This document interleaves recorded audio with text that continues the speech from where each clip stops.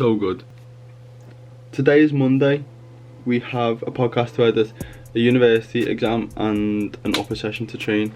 Quick update, we haven't spoke for a few weeks.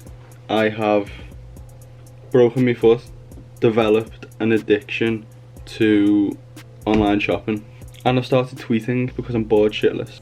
The lack of training equipment is really starting to piss me off. I'm sick to death of seeing resistance bands. Like, they're just shit. I just want to pick up a barbell and throw some heavy dumbbells around. It's just not the same training with resistance bands and lightweight. Resistance bands are just terrible. They just create the worst strength profile.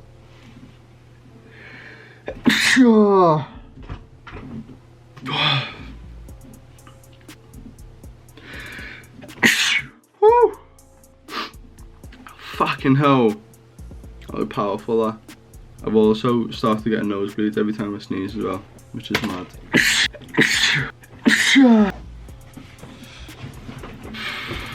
Yeah, I've just got a nosebleed from sneezing too much. Now there's tissue in my fucking mouth. Enough with the negativity. It's a very negative intro. I'm going to make a coffee because that makes me happy. I'm going to try and find a barbell online. Then I probably should try this exam. Wait. Before we end this scene, what the fuck is going on in Hyde Park? I've just seen someone protesting lockdown with PPE on. What, mate? Like, these people are sat there in the park protesting lockdown, saying that the virus is fake, yet you're wearing PPE. What the fuck is wrong with you? If you don't believe in the virus because you think it's fake and the government have made it, which, whatever, could be, who knows. Why have you got PPE on if you believe that so strongly that you've gone out to protest against it? Why have you got PPE on, you fucking idiots? I'm sorry. Enough with the fucking negativity. Just had to get it out there. I'm gonna tweet about it actually. I'm gonna tweet about it.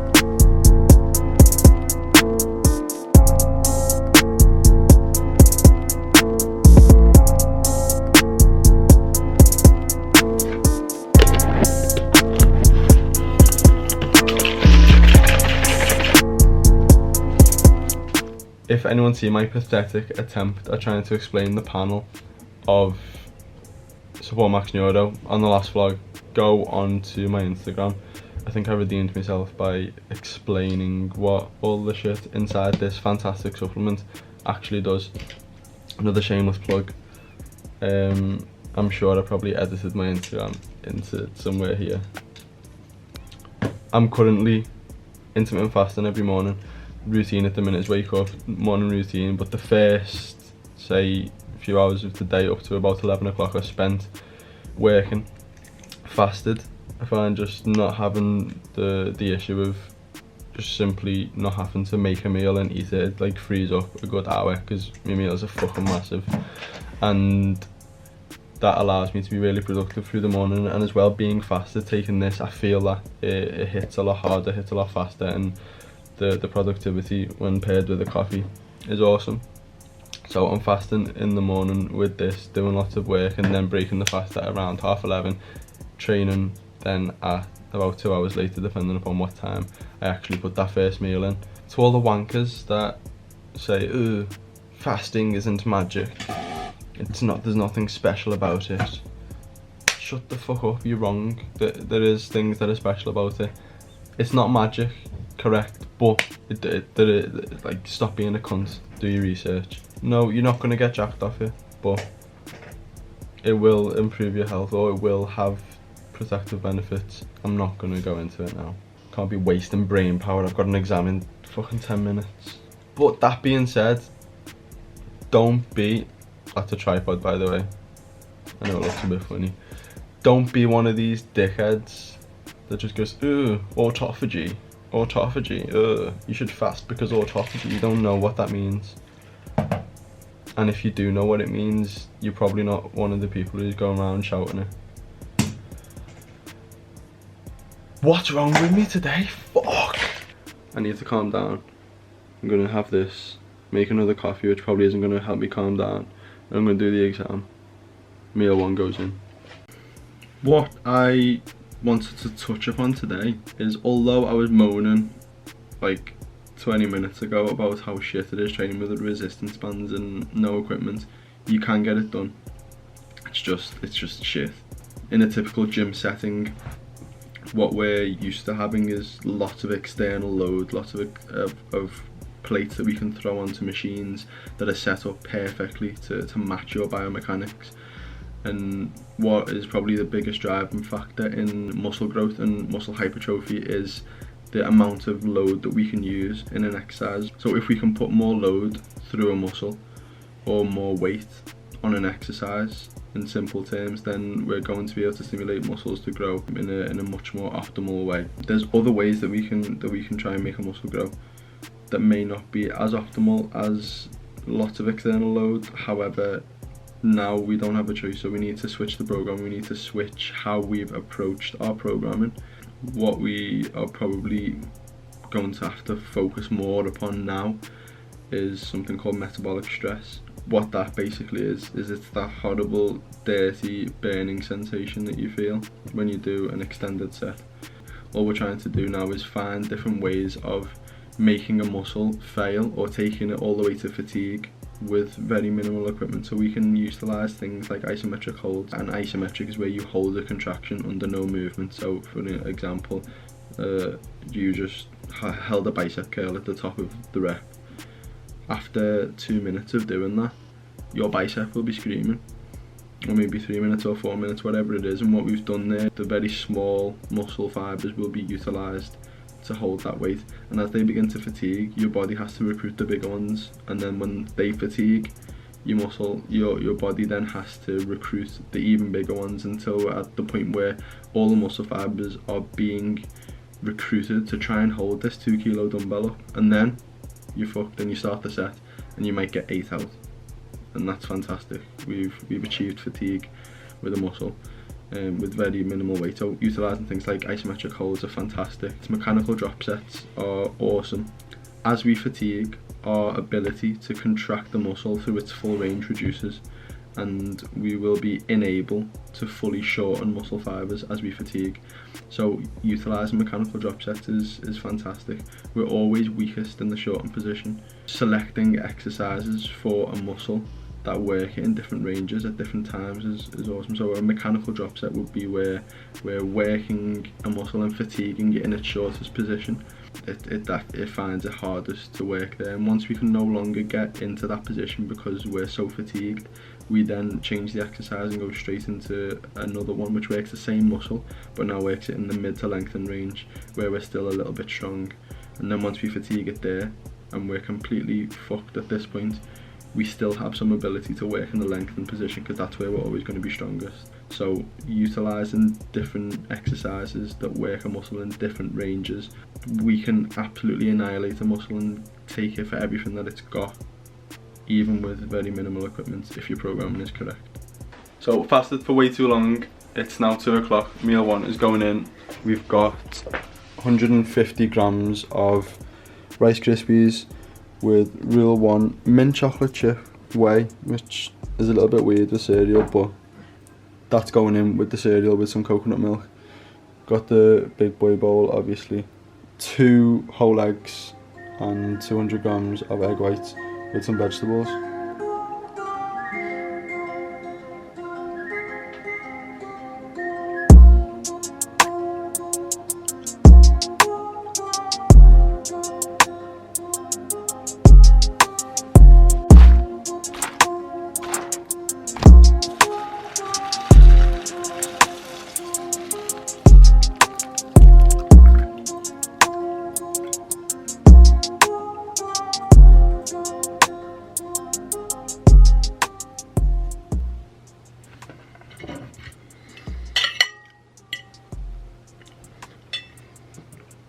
I don't know what it is. I was so hungry. I always am so hungry before I break a fast, and then you get like halfway through the meal, feel like you're gonna explode. what is it? Like, this would barely touch the sides on a normal day whenever I'm fasting. Madness. I'm gonna finish this. Try not to explode. I'll probably have to give about 3 hours before I go and train, so I've digested everything. Probably should finish this exam, and then I'm gonna go and mash my upper body up. Training done, and all that negative energy which has consumed me for the whole day is gone. I'm feeling positive. I feel happy again now that I've had the opportunity to fuck myself up. It's also just set in that I'm done for university for the year, which is fantastic. And so to celebrate, I'm gonna get a bottle of red. And I'm gonna sit there and eat some chicken and watch some TV. That's gonna really make me happy. What's hilarious is I've somehow managed to convince myself that red wine is really good for you. I listened to a BPAC podcast where he had some dude on, what's his name? I've got his book right there. Can't even remember his name. But he's a longevity, is that the word? Yeah, it is, yeah. A longevity That doesn't sound right. He's a longevity scientist. Whatever. His research is to do with extending life. And he talks a lot about this compound called resveratrol, which can be found in grapes and red wine. It seems to be extremely good for health and protecting damaged DNA. So I therefore have put 2 and 2 together and now believe that having a bottle of red across the weekend is a fantastic idea. Hopefully it doesn't develop into alcoholism later down the line, but we'll see. For now, I'm gonna go and enjoy the evening, and I'll catch you all in the morning where we'll go through and pick apart part of my session. Pick apart part of my session that I've just done.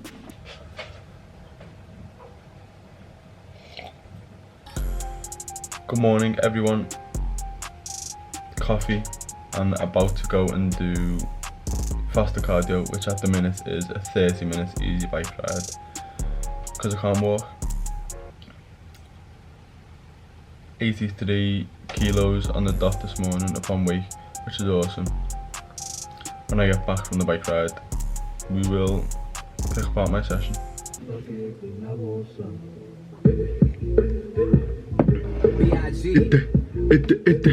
As I look around, they don't do it like my clique. And all these bad bitches, man, they want the Let's go. I'm not showing you the whole session. It was an upper body session. For most exercises, I've found ways of adequately loading things. So push-ups, I've got a backpack full of sand, which is very fucking heavy.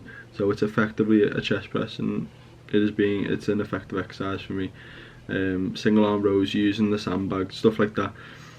I'm only going to show you 2 shoulder exercises and a tricep exercise, just to show you how you can manipulate exercise selection with very lightweight and still make it effective.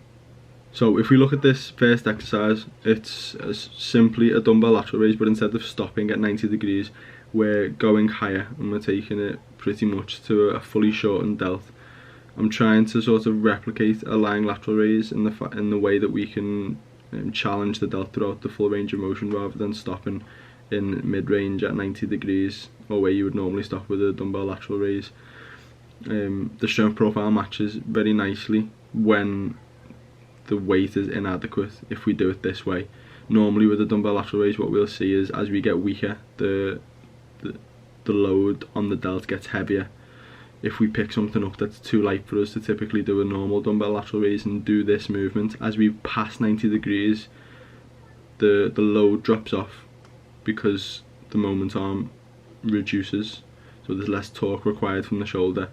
So as we get weaker, the load gets lighter, which is exactly what we want. So it's quite a nice exercise, although we see a fair amount of elevation of the scapula, which isn't ideal. We're getting a bit of trap involved, and a bit of external rotation as we get into that shortened range, which means that a little bit of the load is going to be pushed onto the front delt.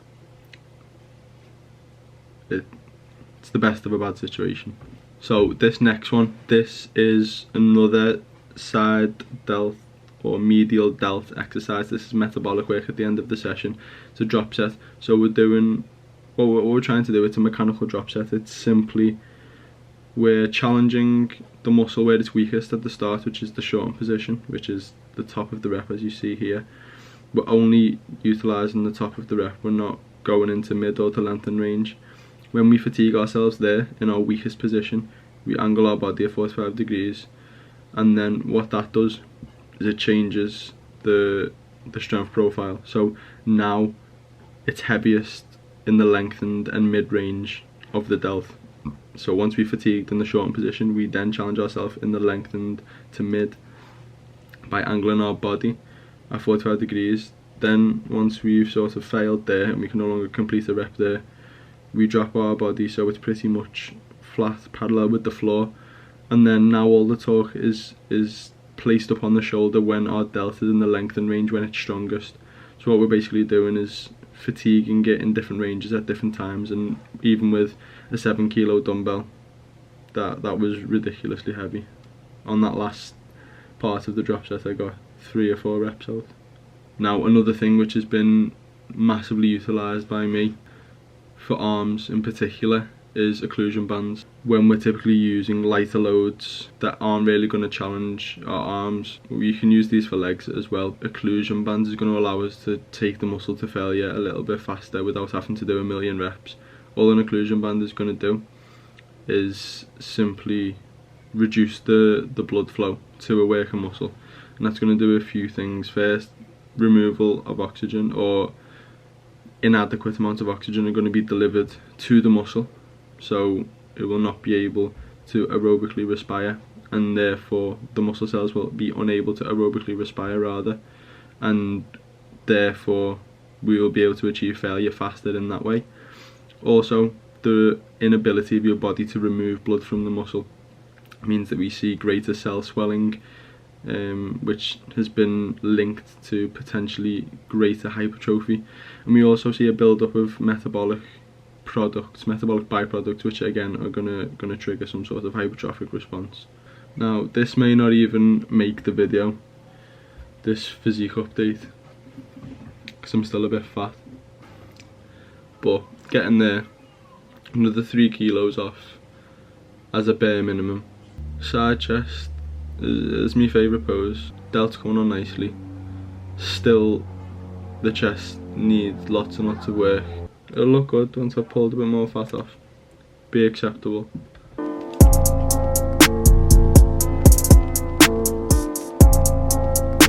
It's now Wednesday morning. I treated myself to a lie-in. Now I've woke up with the worst headache ever, hence the hood. Partly due to the fact that I just realised that the haircut is absolutely shocking as well.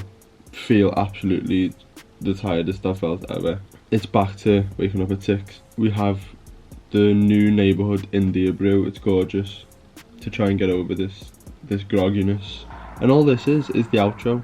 I was just an absolute idiot yesterday and just didn't film the outro. So nothing new here. I want to do a Q&A at some point, so if you've got any questions or any topics you'd like me to cover, stick them in the comments below. And while you're there, click subscribe, click like, and I'll see you in the next video.